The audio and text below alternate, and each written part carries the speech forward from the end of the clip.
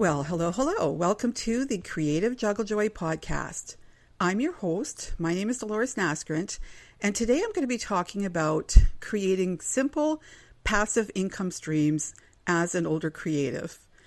And that, of course, comes straight from the heart because I am an older creative.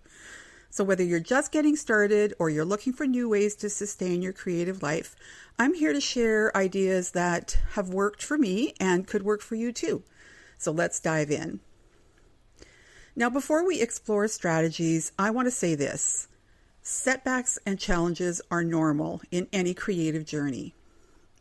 Over the years, I have learned to view some of these moments not as failures, but as experiments. They're learning opportunities that help us grow, honestly. You can't make a judgment call about something unless you've experienced it. When something doesn't go as planned, it's okay. It's just a detour that might lead you to something even better. So if you're feeling stuck, take a deep breath. You can do this. One of the barriers older creatives often face is staying motivated, battling imposter syndrome, or worrying about whether they have what it takes to share their work. Trust me, I have been there. But after 40 years of experience working as an artist and teacher, I've found that teaching and sharing my knowledge can actually be an amazing way to conquer these fears.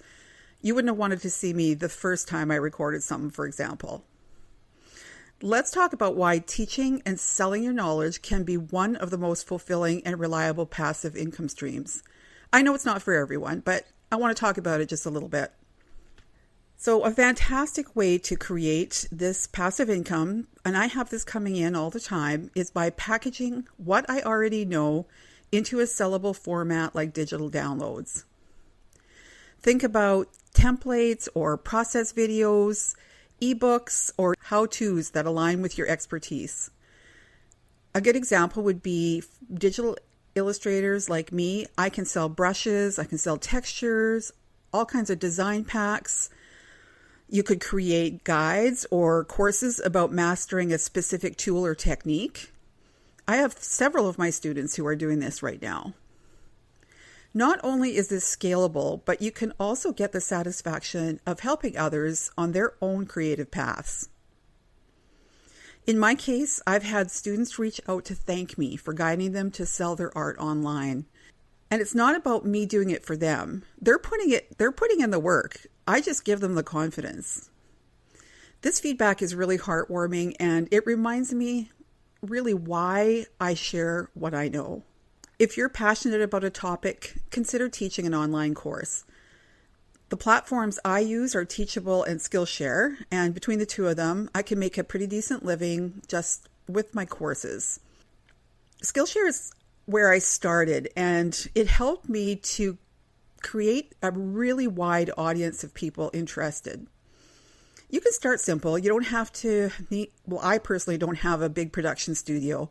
I'm just using my iPhone for recording and doing my editing in iMovie, so it doesn't have to be super fancy. The bottom line is being able to record what you're teaching, and personally, teaching has given me so much fulfillment, not only financially, but emotionally too.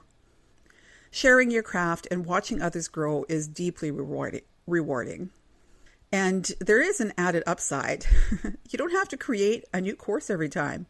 Once a course is recorded, it becomes a source of passive income. Your course works for you while you sleep. And I think for me, that's definitely the magic. It was hard getting started, but after you do 2 or 3, you sort of get into a rhythm with your recording, and, it becomes easier and it becomes faster. Okay, so let's move on to talking a little bit about branding. One of the major tips I have for making any of your passive income streams working for you really well is to build trust and visibility. And I think that that's something that's accomplished through creating a personal brand. Some sites like Zazzle allow you to create a storefront, which is really great. And people connect with stories, so share yours wherever you can. Talk about why you create. Talk about the challenges you've faced. Talk about the lessons you've learned. Authenticity draws people in and makes them want to support you, whether by buying your digital products or enrolling in your courses or just sharing your story with others. And while you're at it, why don't you create a blog post or some other way of sharing, maybe a newsletter that allows you to get your story out to other people. Now, also, of course, social media comes into play here. I am no expert, believe me, but social media platforms like Instagram and Pinterest are ideal for visual creators like us, like illustrators. I personally focus my energy on those two, in Instagram and Pinterest. I do have an account, a business account, and a page on Facebook, so I share there. And of course, we have our 5 Cards in 5 Days challenge Facebook group. It's great. I personally advise you to focus your energy on just 1 or 2 channels that really fit your niche. Pin boards on Pinterest or post reels on Instagrams to show your creative process or the results of your passive income stream tools like downloadable clip art, student success stories, or glimpses into your online courses. I do post my brush sets on Pinterest and my classes. One of my most repinned pins is on how to create stripes in Procreate. So strange, but that's the one.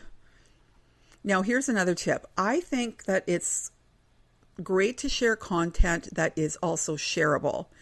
So whether it's an inspiring quote, a quick demo, or even a story about how you're helping students overcome self-doubt, the more personal and relatable your content is, the likelier people are to share it with others. So I have found this to be a really valuable way to share my stories, share my ups and downs, but also to connect with people who wouldn't normally be followers or, interested in the same things that I talk about. The other thing I think has worked for me, and this is quite recent, is to collaborate. So collaborating with others can get you in front of new audiences and introduce people to your brand. If you're a digital artist, why not work with a designer in a complementary field? Collaborate with a planner creator who can use your art for their layouts, or team up for giveaways to grow your audience while keeping your expenses low. Communities can also play a significant role in support and visibility. So for me, being part of a coaching group has made a lot of difference, and surrounding myself with others on similar journeys strengthens me and opens up new areas for growth. So one of the collaborations I did was with someone who is also a digital artist, but she works with laser machines that cut wood or cut plastic.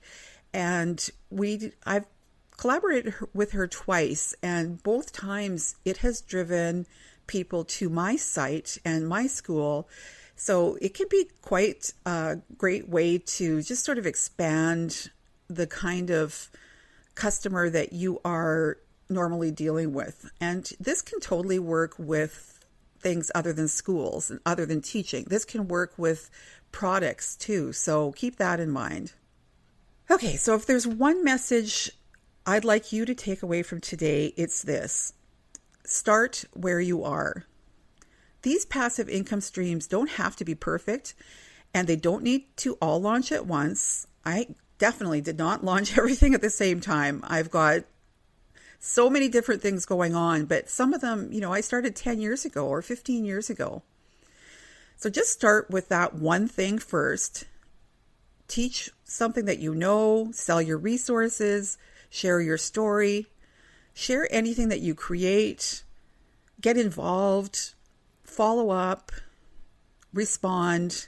Remember, you're never too old to begin. So if you have never done it before, this is a great time to start. You will find people who are just like you. Marketing yourself as an authentic, relatable voice in a sea of creators is the key to long-term success. It's not about having the fanciest equipment or the most polished product. It's about showing up consistently, sharing your passion, and connecting with your audience in meaningful ways. Get that product out there. Take the chance. Even if you feel like comparing yourself to others, you are feeling a little bit like an imposter, just get started. It's that getting started part that's so important. Well, that's it for today's episode of the Creative Juggle Joy podcast. I really hope these ideas spark some inspiration for creating simple passive income streams that work for you at whatever age you are. Really, the advice is no different for somebody who's 30 years old, somebody who's 60 years old. It doesn't matter. It's really important to just get out there, get started, and you'll see a return in the long run. I know it's a long game, but you got it. You can do this. If you found this episode helpful, I'd love for you to leave a review or maybe share it with a fellow creative who could use a little extra motivation today. Don't forget to subscribe either so you can never miss an episode, and join my email list for updates and weekly tips. Thank you for listening, and I can't wait to connect with you with my conversation I'm going to have with my special guest and friend, Sandy Cruz, who's going to share her journey as a graphic designer and expert digital planner creator. That's coming up, so make sure you stay tuned. Keep creating, keep juggling, and keep finding joy in your process.